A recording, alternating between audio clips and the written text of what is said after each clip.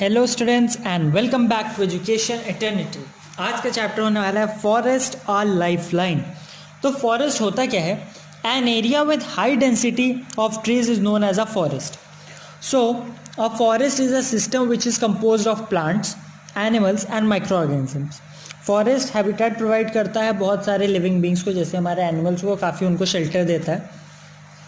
तो फॉरेस्ट का स्ट्रक्चर क्या होता है? A typical tree forest is compose of two distinct layers, एक ओवर स्टोरी मतलब कैनोपी वाली और एक अंडर स्टोरी होते हैं।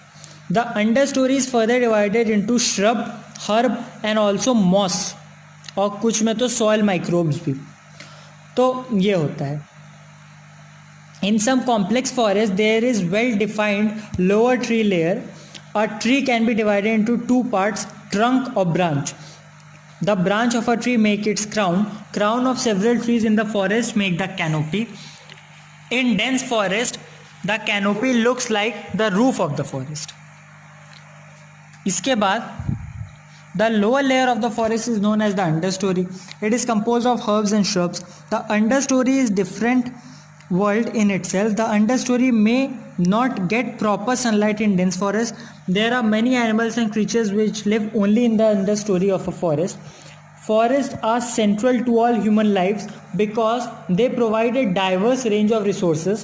They store carbon, aid in regulating the planetary climate, purify water, and they mitigate natural hazards such as flood.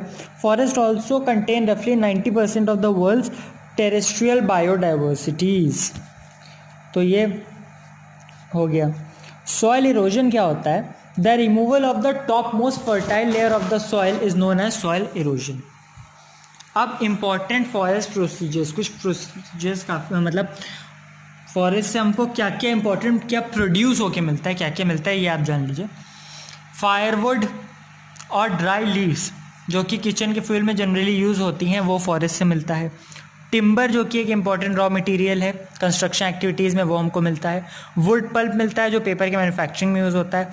Honey मिलता है, केंदू की लीव्स मिलती हैं, रेजिन मिलता है, लैक मिलता है। काफ़ी मेडिसिनल प्लांट्स होते हैं और हर्ब्स होते हैं, ये सब हमको फॉरेस्ट में मिलता है।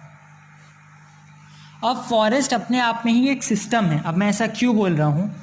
अब इसको आप एक फूड चेन से समझ सकते हो। तो फूड चेन क्या है? फूड चेन घास होती है।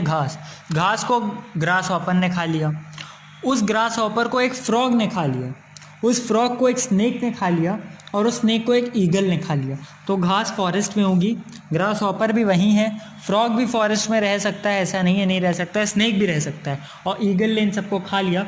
तो एक तरीके से क्या हो रहा है, जो डिकम्पोजर्स हैं वो जब ईगल मरे तो डिकम्पोजर्स ने उसको कंपोस्ट कर लिया, उसको खा लिया।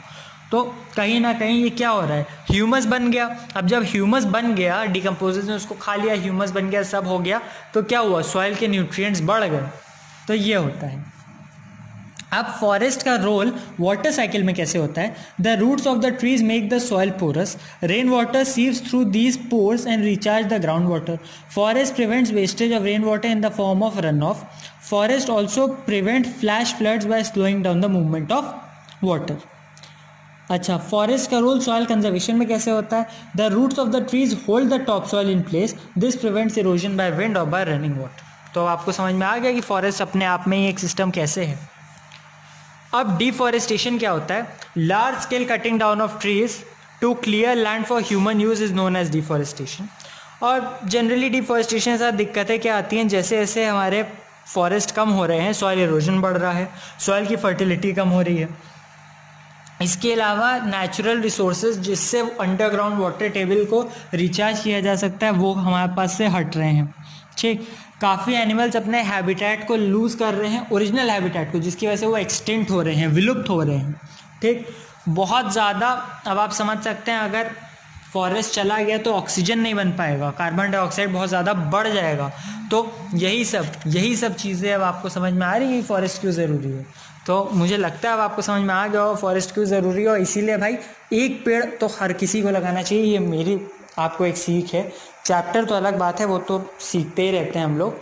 एक पेड़ ज़रूर, आपके घर में जितने लोग हैं सबको बोल के एक एक पेड़ ज़रूर लगाओ, और उस एक पेड़ की देखभाल हर एक आदमी अपने अपने पेड़ की देखभाल अगर करे ना, और हर एक आदमी भी एक पेड़ लगाए, तो इतने लोग हैं ना, और हर कोई एक पेड़ भी लगा दे तो बहुत बड़ा चेंज आ सकता है। और किसी बड़े चेंज को लाने के लिए आपको खुद एक चेंज ज़रूर खुद से मतलब शुरू करना चाहिए।